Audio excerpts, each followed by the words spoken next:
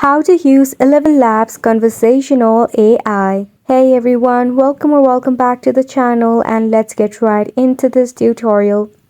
If you are looking for an AI assistant, ElevenLab has got you covered. Now, beginning with the process, go ahead and check out a browser in your device. In a browser, all you need to do is search for ElevenLabs. The conversational AI means you can now build your own AI, selecting the prompt and the voice so that it can communicate on your behalf for an excellent customer service.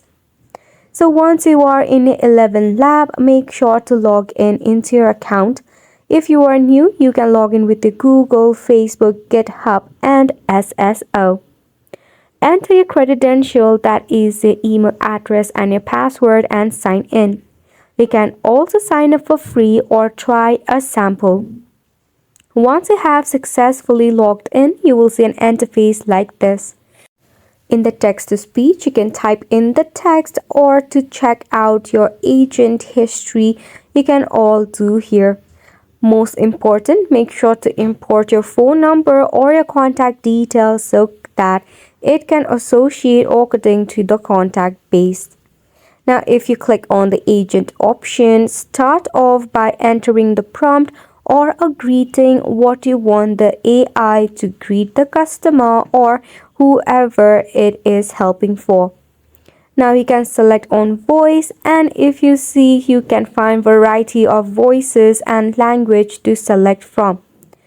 And you can analyze it, secure it, or if you want more advanced settings, you can click on the Advanced tab and do settings accordingly as well. So once you have entered your prompt and selected your agent along with the voice, your conversational AI is absolutely ready.